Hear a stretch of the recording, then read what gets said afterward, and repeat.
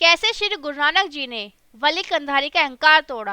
Hi friends, आज मैं आपको सुनाने जा रही एक छोटी सी कहानी। श्री गुरु नानक देव जी मक्का से वापस आते हुए अब्दुल शहर में पहुंचे। वहां पर उन्होंने एक पहाड़ी के नीचे अपना डेरा लगा लिया। जिस पहाड़ी के नीचे गुरुजी ने अपना डेरा लगाया था, उस पहाड़ी के ऊपर वली कंधारी रहता था, जिसको आसपास के लोग बहुत मानते थे। गुरु नानक देव जी के साथ भाई मर्दाना जी भी थे।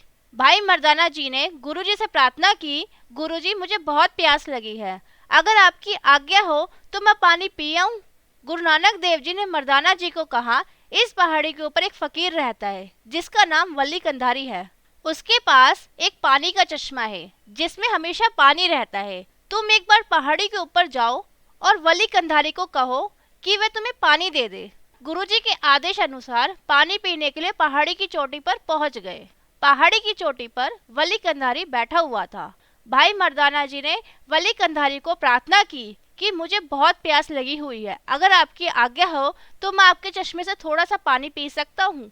वली कंधारी ने कहा, इस चश्मे का पानी मैंने अपने लिए रखा है, अगर मैं इस तरह पानी बांटता रहूंगा तो कुछ ही समय में पानी खत्म हो जाएगा, तो फिर पानी कहाँ से लाऊंगा। मर्दाना जी ने दोबारा प्रार्थना की, मैं इस इलाके में परदेसी हूँ, मुझे इस जगह का कोई पता भी नहीं है जहाँ पानी मिल सकता है। आपकी बहुत कृपा होगी अगर आप थोड़ा सा पानी मेरी प्यास बुझाने के लिए दे दो। इसके बाद हमने आगे जाना है। वली कंधारी के ऊपर भाई मर्दाना जी की बातों का कोई असर नहीं हुआ। भाई मर्दाना जी निराश होकर गुरु नानक देव जी के पास वापस आ गए और गुरुजी को पूरी घटना सुनाई। तो गुरुजी ने भाई मर्दाना जी को कहा, तुम वली कंधारी के पास वापस जाओ और उनको बोलो फकीरों के अंदर अहंकार नहीं होना चाहिए। परमात्मा का दिया हुआ जो कुछ भी है उसको मिल बांटकर खाना चाहिए। खुदा की खुशी इसी में है।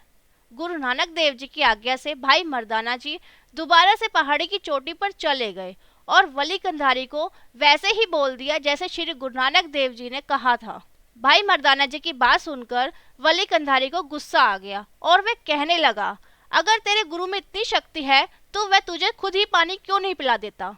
वली कंधारी की बात सुनकर मर्दाना निराश होकर नीचे लौट आया और गुरुजी को वही बताया जो वली कंधारी ने उसको कहा था। भाई मर्दाना जी की बात सुनकर गुरु नानक देव जी ने कहा, मर्दाना, मालिक जो कुछ भी करता है अच्छे के लिए ही करता है, तुम निराश मत हो। वह सामने जो पत्थर पड़ा है उसको थोड़ा सा एक तरफ करो। मर्दाना जी ने वैसे ही किया। जैसे ही उन्होंने पत्थर को हटाया तो नीचे से शीतल जल निकल आया, जिसको देखकर भाई मर्दाना जी बहुत खुश हुए और उन्होंने जी भरकर पानी पिया। पहाड़ी के ऊपर बैठे हुए वली कंधारी की नज़र अपने चश्मे के ऊपर पड़ी तो वह क्या देखता है कि उसके चश्मे का पानी कम होता जा रहा है। जब उसने नीचे की तरफ देखा तो भाई मर्दाना जी पानी पी रहे थे। ये सब देखकर वली कंधारी को गुस्सा आ गया और उसने गुरुजी और भाई मर्दाना जी को मारने के लिए एक योजना बनाई। वली कंधारी ने एक बड़ी सी चट्टान को पहाड़ी के ऊपर से नीचे की तरफ लुढ़का दिया। इतनी बड़ी चट्टान को नीचे आते देखकर वहां बैठे सभी लोग इधर उधर दौड़ने लगे, लेकिन गुरु नानक देव जी अपनी जगह पर ही बैठे रहे। जो लोग इधर उधर हो गए थे वह वहां खड़े होकर जोर जोर से शोर मचाने लगे और गुरुजी से कहने लगे, ऊपर से चट्टान आ रही है, आप एक तरफ हो जाओ। लेकिन गुरुजी ने उन सभी की बातों को अनसुना कर दिया और वहीं पर बैठकर परमात्मा का सिमरन करते रहे। पहाड़ी के ऊपर से लुढ़कती हुई चट्टान जैसे ही गुरुजी के पास आई तो गुरुजी ने चट्टान की तरफ अपना पंजा कर दिया तो चट्टान वहीं पर रुक गई। गुरु नानक देव जी के हाथ का पंजा चट्टान के ऊपर छप गया।